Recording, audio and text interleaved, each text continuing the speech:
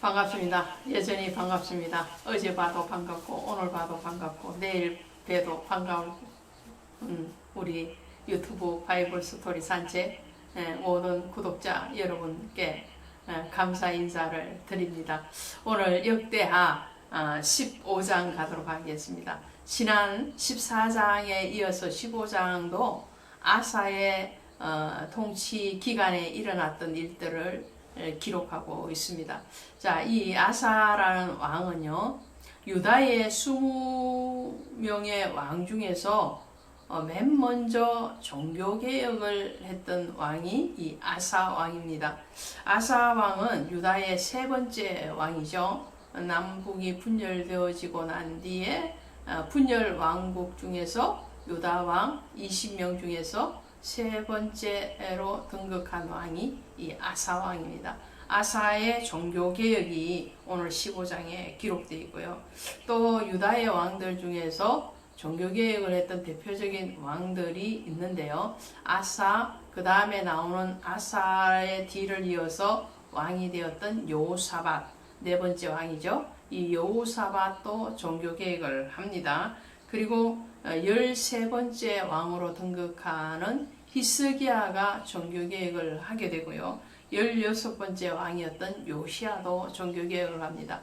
그래서 유다의 20명의 왕 중에서 아사를 포함해서 종교개혁을 했던 왕은 4명의 왕이라고 할 수 있습니다.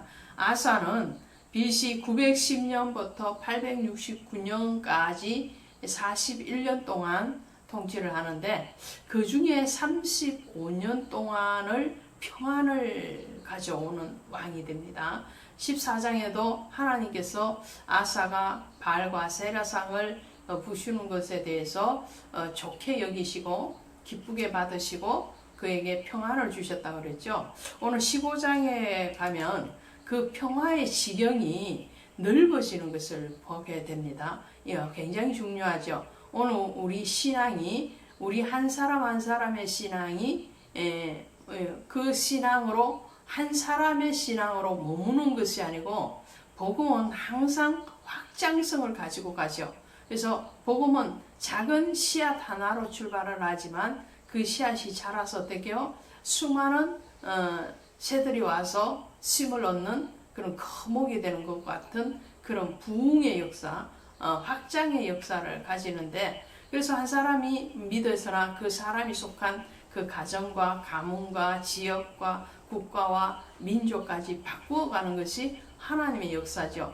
선한 평안의 역사도 그렇게 일어난다는 거죠. 나 혼자의 평안, 샬롬의 상태가 아니고 다른 이웃과 민족에 이르기까지 평안을 끼치는 그 역사를 보게 되는데, 그 역사는 바로 하나님의 주권 안에 있을 때 가능하더라는 거죠. 자, 오늘 15장의 1절에 가시니까 하나님의 영이 오뎃의 아들 아사랴에게 임하심에 이렇게 시작합니다. 하나님이 말씀을 하실 때에 구약에서 항상 선지자를 동원하죠. 선지자가 없던 시대, 그죠? 족장 시대, 또 출애굽 시대에는 누가 그 역할을 감당했는가 하니까 족장이나 혹은 지도자인 제사장들, 이런 사람들이 선지자 역할도 같이 했던 것을 보게 되죠. 오늘 이제 왕조 시대에서 가장 활발하게 활동한 지도청 중에 한 부류가 바로 선지자죠. 이 선지자들이 왕이 하나님을 떠나거나 또 하나님과의 어떤 대척의 관계에 있을 때에 이 선지자를 통해서 하나님은 그 왕들이 돌아오게 하고 백성들이 돌아오게 하는 것을 보게 됩니다. 하나님은 아사 시대에 이 아사랴라는 이 선지자를 사용을 하는데요. 그래서 이 선지자가 와서 뭐라고 말을 하느냐면은 너희가 만일 그를 찾으면 그가 너희와 만나게 되시려니와 너희가 만일 그를 버리면 그도 너희를 버리시리라 라고 말을 해요. 그러니까 지금 하나님을 찾는 자는 하나님이 만나주시고 그와 함께 하시지만 그렇지 않으면 반대가 된다는 거죠. 신약에 오면 너희가 많은 사람들 앞에서 나를 시인하면 나도 내 아버지 앞에서 너희를 시인할 것이고 그러죠.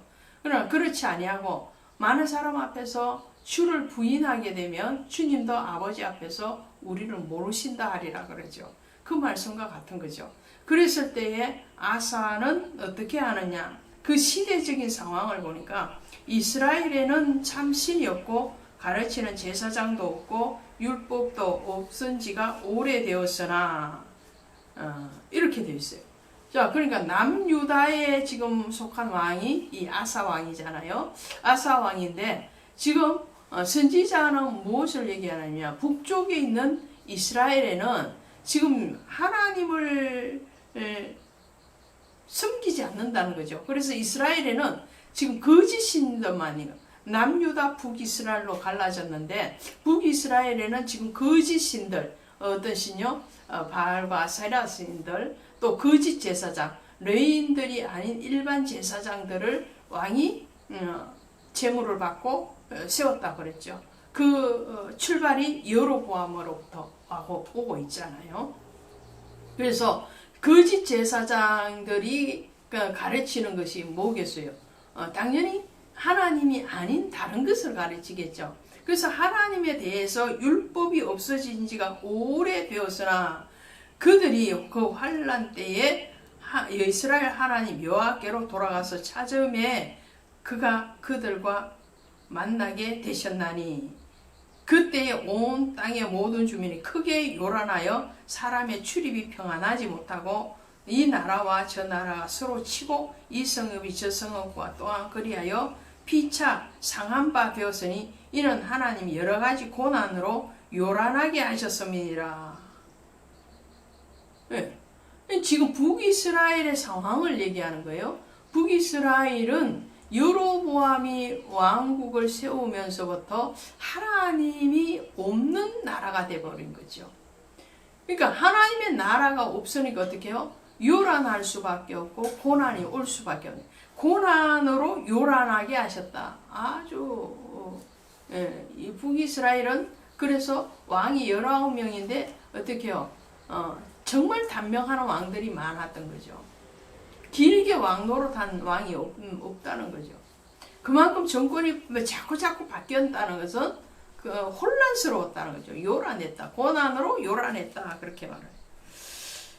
그래서 아사가요, 이 선지자의 말을 교훈을 삼아서 더욱 종교개혁을 매진하게 됩니다. 그래서 아사는 어떻게 해요? 그의 어머니 테우에가 섬겼던 그런 우상까지라도 다 깨어부시죠. 아사라와 바알상 또 기타의 우상들을 다 깨어부시고 그것을 가루를 만들어서 어떻게 해요? 기드론에 갖다가 불살라버리죠. 이 기드론의 이 개혁은 이제 나중에 요시아 때 또 한 번 더 나오게 될 겁니다.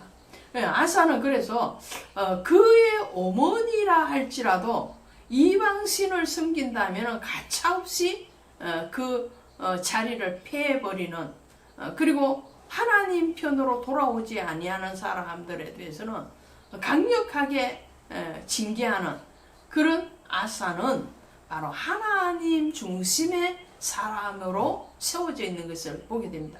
그 아사의 이런 종교 개혁을 통해서 일어나는 것이 뭐냐 하니까 서두에 말씀드린 대로 평강이 확장되어지는 샬롬의 상태가 확장되어지는데 자 어디에 나오는가 하니까요. 자 8절 이하에 가시면 가정한 물건들을 유다와 베냐민 온 땅에서 없애고 또 에브라임 산지에서 빼앗은 성읍들에서도 없애고 또 여호와의 낭실 앞에 있는 여호와의 제단을 재건하고 이렇게 사방으로 종교개혁을 일으키는데 이제 남쪽에 속한 유다와 베냐민 땅뿐만 아니라 유다 이제 왕국이죠. 유다 왕국뿐만 아니라 북쪽까지 이제 가는 거예요. 서서히. 그래서 에브라임 지파가 북이스라엘에 속한 지파인데 그 땅도 점령을 해서 거기에서도 우상들을 다 제거하는 거죠. 그러고 나니까 어떻게 하느냐 하니까요. 9절에 보니까 또 유다와 베냐민의 무리를 모으고 에브라임과 므낫세와 시므온 가운데에서도 나와서 저희 중에 머물러 사는 자들을 모았으니 이는 이스라엘 사람들이 아사의 하나님 여호와께서 그와 함께 하심을 보고 아사에게 돌아오는 자가 많았음이니라. 할렐루야. 무슨 말이에요? 지금 북이스라엘은 10지파가 올라가서 왕국을 구성을 했잖아요. 그런데 점점 그 북이스라엘 편에 있었던 지파들이 탈출을 해서 어디로 오느냐면은 유다 땅으로 오는 거예요. 요즘 말로 하면 망명을 오는 거예요. 망명. 종교적인 망명이죠.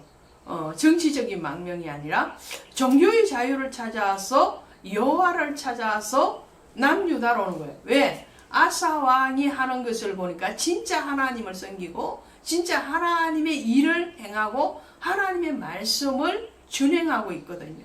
근데 북이스라엘을 보니까 북이스라엘 왕들은 다 거짓 신들을 섬기고 하나님의 말씀이 아닌 사단의 말을 가르치거든요. 그러니까 종교심이 가득 차 있는 정통 유대인의 입장에서 보면 거부반응 굉장히 일어난 거죠. 우리가 영적인 사람이잖아요. 영적인 사람, 저도 그렇습니다. 저도 하나님에 대해서 모독하거나 십자가의 구원론에 대해서 잘못된 말들을 들으면 제 속에서 막 열이 일어나요. 참을 수 없는 분노가 일어나요. 오늘 유다의 사람들도 그랬다는 거죠. 뿐만 아니라 북이스라엘에 속했던 이 에브라임 지파, 므낫세 지파, 시므온 지파 이런 사람들도 점차적으로 그 북이스라엘의 신앙에 대해서 회의를 느끼고 본토인 예루살렘 유다 땅으로 귀환을 하는 거예요. 그랬으니까 어떻게 해요? 이 유다의 평강이 점점 북쪽으로 넘어가는 거죠. 그래서 12절에 보니까 또 마음을 다하고 목숨을 다하여 조상들의 하나님 여호와를 찾기로 서약하고 언약을 갱신하는 거예요. 언약 갱신. 다시 우리가 하나님 앞에 마음과 뜻과 성품을 다해서 주 여호와를 섬기기로 결단을 하는 거예요. 그랬을 때 그들의 사방에 평안을 주시니라. 갈라디아서 6장 9절에 가면 우리가 선을 행하되 낙심하지 말지니 피곤하지 않으면 때가 이름에 거두리라 말씀하시죠. 자, 그 선이 뭐예요? 선이 바로 복음을 전하는 거죠. 하나님의 복음을 전하고 하나님의 중심 사상에 바로 세워지기까지 우리가 고난을 당하죠. 고난을 당하나 그 고난에 대해서 무릎을 꿇는 것이 아니고 그 피곤하지 않고 그 고난을 오히려 더 하나님의 은혜로 충족시켜서 나가면 하나님이 오늘 아사에게 주신 그 축복처럼 평안의 지경이 넓어지게, 그죠? 그 넓어짐의 역사가 저와 여러분에게 있기를 주 예수의 이름으로 축원드립니다. 감사합니다.